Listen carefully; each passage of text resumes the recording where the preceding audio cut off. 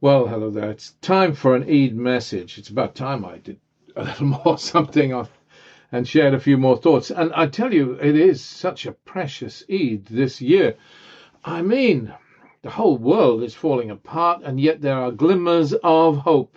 And not for everybody. Ostensibly, things look very bad on first impressions in many parts of the world. Poor India, for goodness sake. And Palestine is in pain. And, well, talk about Palestine. First off, let's talk about some sort of theme for this conversation we're about to have. Paul Guttridge, an old friend of mine who heads initiatives of change in the UK, reminded me the other day that David, King David, is is kind of highly regarded in Islam and Christianity and Judaism. I always liked King David because he was a rank sinner, wasn't he? I mean, God, talk about somebody who misbehaved on a massive scale. Murderer, adulterer, so many things he did wrong, and yet God used him. That's actually a consolation for many of us. And I think that because if God can use broken vessels, then he can use any of us, can't he? I mean, David was interesting. He was not particularly proud. He rode around on a donkey, after all, for goodness sake. Jesus Christ copied him in that. Yeah, king on a donkey. He wasn't particularly proud. He was a little guy, and he used 5 pebbles, 5 smooth, round pebbles he took from a stream or bed, I think it was, to set himself up to go after Goliath, the giant. Why 5 pebbles? He only needed 1 to kill the thing, and he killed him straight off. But he selected 5 smooth, round pebbles. Some say Goliath had 5 brothers, whatever, or 4 brothers. It would be 4 brothers, and Goliath makes 5, doesn't it? Whatever, and he was setting himself up for a bigger task still than the one he achieved. But he did enough with the 1 pebble. If you had 5 pebbles, if you were there, the little guy or the little woman, the little man, striking a blow for a better world, I mean, where would you fling them? What would you target? What would be your objective? I was thinking about this. I was just thinking, what are the 5 great concerns? Actually, they shift, don't they? Each moment creates a different feeling. For me, at this instant in time, you just freeze frame, then it's Syria, Afghanistan, Israel and Palestine, count those as one. Yemen and Lebanon, those are the issues that burn in my heart at the moment. You might have 5 different issues. You might have all sorts of things. And some people are so burdened with their own concerns with things like debt and COVID and all of this, that they haven't got time to lift themselves from the mire and look out. But I tell you, one thing I have found in my life is if you can focus out, if you can focus on other people's troubles, it does help immensely because it lifts your heart from the things that distress you. There's another good mechanism I discovered just the other day, and I will mention it to you because it was kind of sweet. It was from Ayatollah Safavi, my old friend and mentor. And he said, William, repeat the word salam 100 times when you're feeling down. And you can do that quite easily if you've got a set of worry beads. It's just 3 times around the beads. Anyway, salam, salam, salam. You can sing it. Salam, salam. Anyway, I tried that, actually. It was quite calming, to be honest, when I was feeling pretty stressed out. And why was it calming? I have no idea, but it was. The word salam, of course, means peace. We're all striving for that. We all dream of peace. Christians sing these hymns. There's this hymn they used to sing at church. Lead me not into still pastures. It's sort of a contrary hymn, as opposed to the 23rd Psalm. The 23rd Psalm. The Lord's my shepherd, I shall not want. Lead me beside still waters, etc.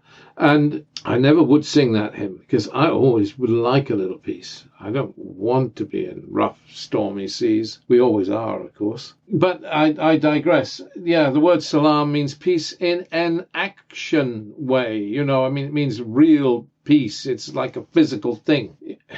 Like the word love in the scriptures. The word love in the scriptures in the Old Testament, New Testament, the Quran, whatever, the old scriptures, doesn't mean some sort of wishy-washy thing where you love your neighbor. It's not a thing where you just sit there and say, oh, what a nice neighbor I've got. That is meaningless love is an action word in the scriptures. It means, do something, right? Offer him a cup of tea or her, it's an action word. If you're going to sit there in your little closet and love your neighbor, you're doing no good to any soul on earth. Just go and sit in a toadstool. We'll enjoy it. But that's not love as in the scriptures. That's not love your enemies. That's just nothing. But so the same with peace. Peace is an action thing. So we're supposed to live together and be at peace with one another. And that was the thing that John Kimchi, wasn't it, used to say. David Kimchi's brother, the great journalist, John Kimchi, the Jewish journalist, who's dead now for some years, but he always said there's a difference between peace and concord. Or you can have a kind of a truce, if you like. I never did like ceasefires, temporary peaces. You can have a truce, or you can live together side by side and lay down your arms, but you are not at peace until you live with each other. And he was so right about that. So my 5 pebbles: Syria, Afghanistan, Israel and Palestine, Yemen, Lebanon. Syria. I mean, come on, guys. Let's throw a pebble. Who should we throw it at? Well, the West are irrelevant at the moment with regard to Syria. Russia matters, and Bashar al-Assad matters. Pretty much nobody else, really, in Syria. I think what I would like is to see Russia to man up to dealing with its constitutional negotiations. I mean, it's chosen to be the deliverer of the new constitution for Syria. It's sitting on top of these constitutional negotiations that have gone nowhere for what? Years and years. Just a gravy train for fat cat opposition and government people who sit there and in their 5-star hotels and chat. And they don't want the gravy train to end, so they'll never write a constitution. A new constitution for Syria? Yeah, we need that. We need new genuine elections. There are elections coming up in Syria, in 10 days or something? Well, 20 days, I don't know, 15 days anyway, something like that from now. 26th of May, they have elections in Syria, but these are not open elections. They'll include elections for the president, but they're just stage managed, I guess, bless them. But we need a new constitution and then proper elections. And there is talk of this. There's talk of an interim government in Syria leading to elections. So this means Bashar al-Assad steps aside. Let's hope for it. Bashar, you had your shot at things. Time for you to step back a little and allow this process to take place. Because without allowing this process to take place, then we won't ever see Syria get out from under the heel of the boot of Western sanctions, which cripple so many countries in the world. We can't intervene in Syria, so let's just sanction them. The easy peasy lemon squeezy option for the cowardly West. Just punish the people. Sanction Iran, sanction Syria. Who else can we sanction? Lebanon, sanction them. Yes, do it. That's like we did it to Iraq. And watch the babies die. Oh, you think I'm joking? I've been in Iraq under sanctions, under Saddam Hussein's time. Yeah, you can blame Saddam for the dying children at that time, but Western sanctions had a good bit to do with it. No, I mean, they were very cruel then. The elites never suffer under sanctions. Believe you me, it's the poor to get it in the neck. Anyway, Syria, pick up a pebble and throw it there. We need Russia to act. Russia is in the lead here on Syria, and Russia alone can deliver a genuine, lasting peace to Syria. Now then, second pebble, Afghanistan. Did you see all those school girls killed? By who? By the blooming Taliban. Oh, they denied they did it? Of course they did it. Since darling President Biden announced that he would remove troops from Afghanistan on 9/11, what possessed him? What mental aberration to use that day, 9/11, to say I will pull out troops on 9/11? Oh, on what is it, the 20th anniversary of that horrible event, which was committed under the Taliban's watch by Al-Qaeda, who had refuge in Afghanistan at that time. You know, Qais al-Khazali, the nasty piece of work in Iraq that's the guy that kidnapped all those Brits and killed them. He's taken inspiration from President Biden. He said, look, America's going out on 9/11. We must do the same to free Iraq of America. I suppose we don't need to be in Iraq any longer. I mean, mind you, Daesh is resurgent in Iraq. But I wasn't going to talk about Iraq. I'm talking about Afghanistan at the moment. Iraq is interesting, but I don't want to sidetrack too much. Afghanistan, there is a catastrophe because the West is besotted with the Taliban and is negotiating with the Taliban, who don't give a damn about women and children and their education, and who are out of touch with reality. Many of the Taliban leaders have been in Guantanamo, for God's sake. I mean, they don't really, they're completely out of touch with reality and without of touch with the Afghanistan of today. And now these people, we're going to give them control of Afghanistan. We're going to surrender this country to them. You know, since Biden's announcement that on 9/11 we pull out the troops, since that moment, they've switched their attack. They've stopped attacking Western troops. Yeah, they've had victory, haven't they? They're now attacking. I mean, huge resonance for them. Huge sense of victory. 9/11, we've triumphed on 9/11. We crushed the West on 9/11, again 20 years later.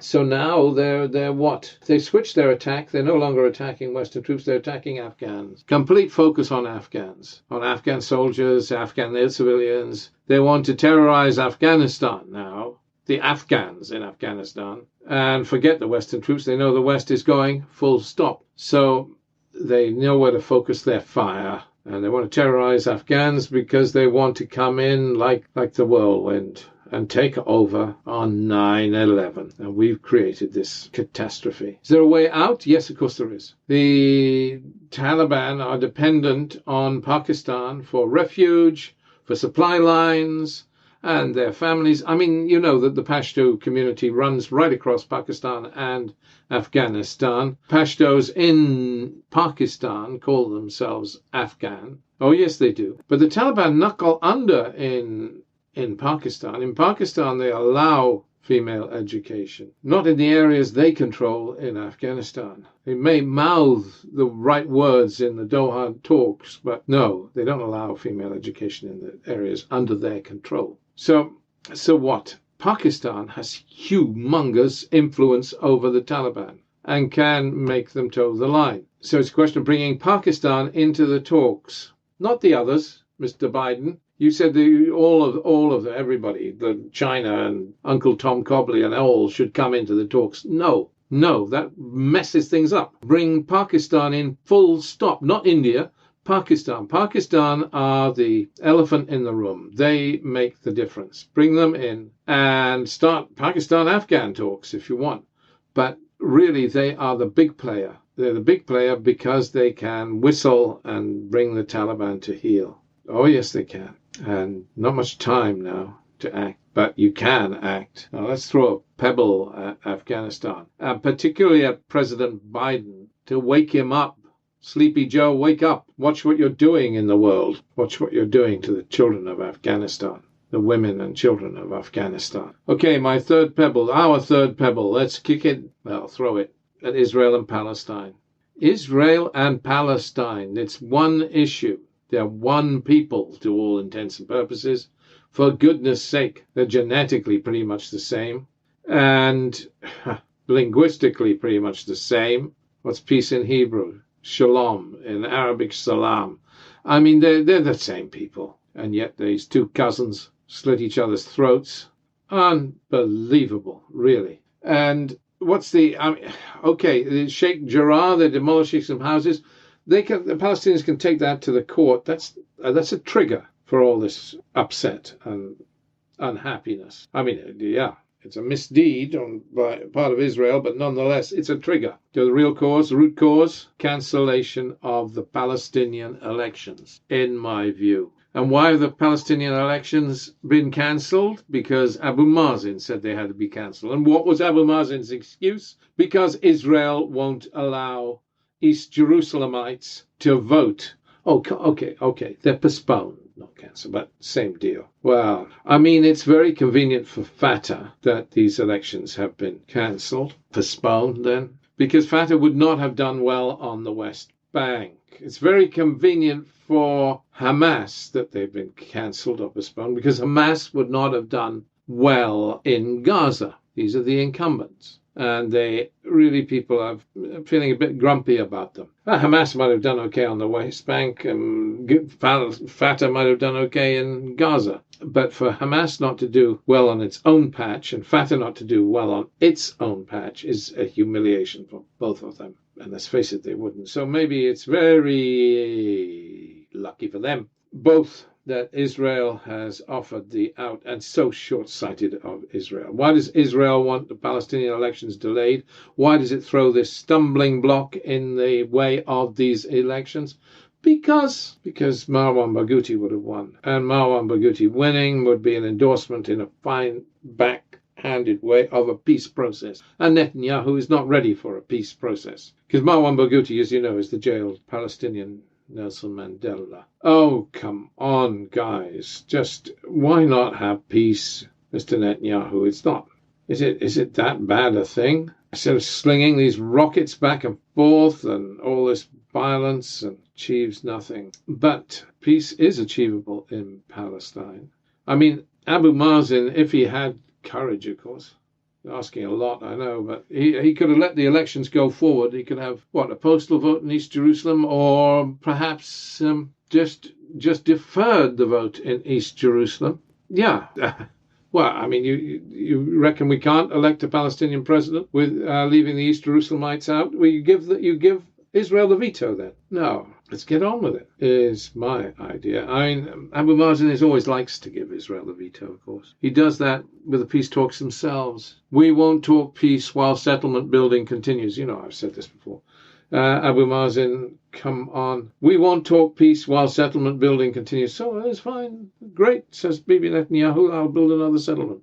I mean, come on. Always finding a way out, Abu Mazen. Always.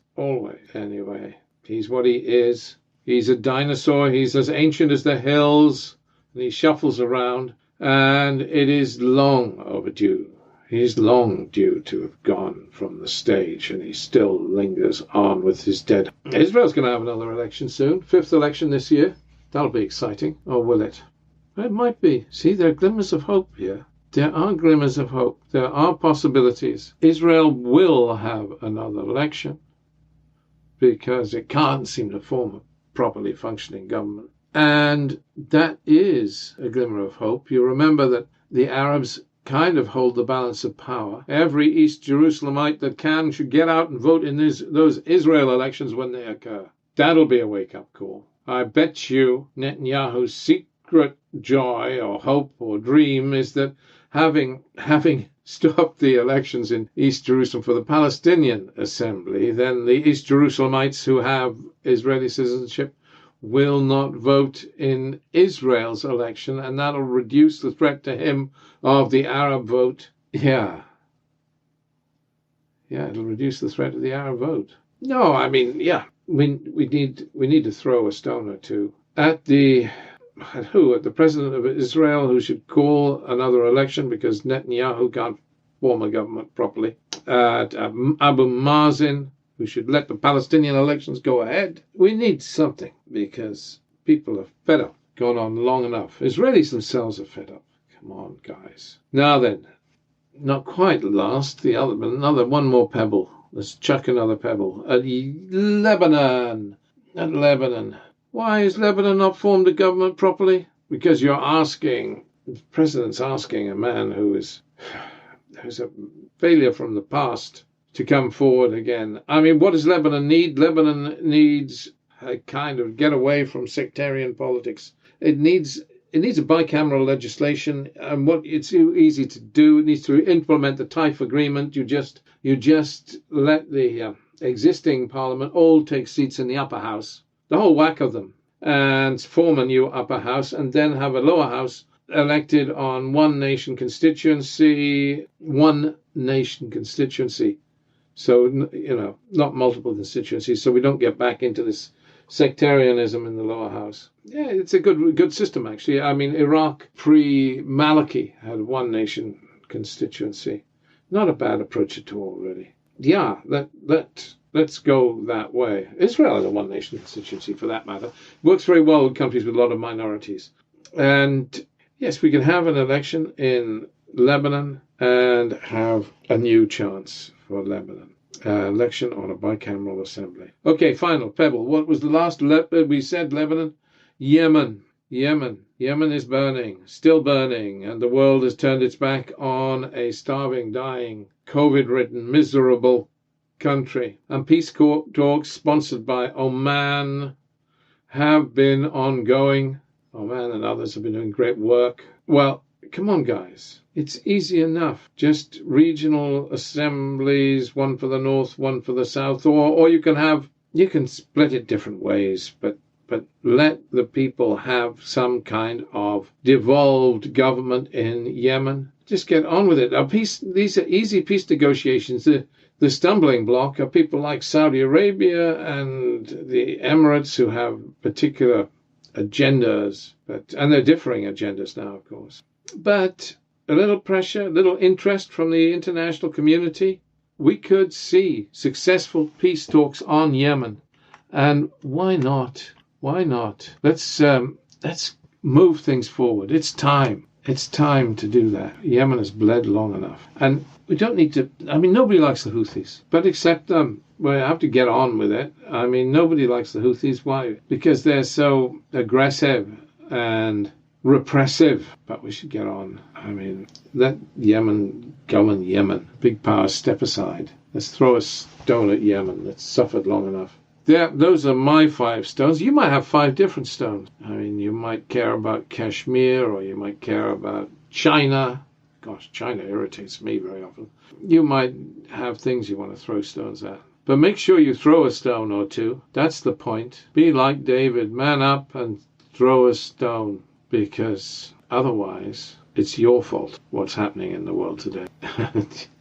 Yeah, because inaction means you're not loving. Love is not a passive thing. It's an active thing. And we do need to love the world. God bless you this Eid, and God bless the world.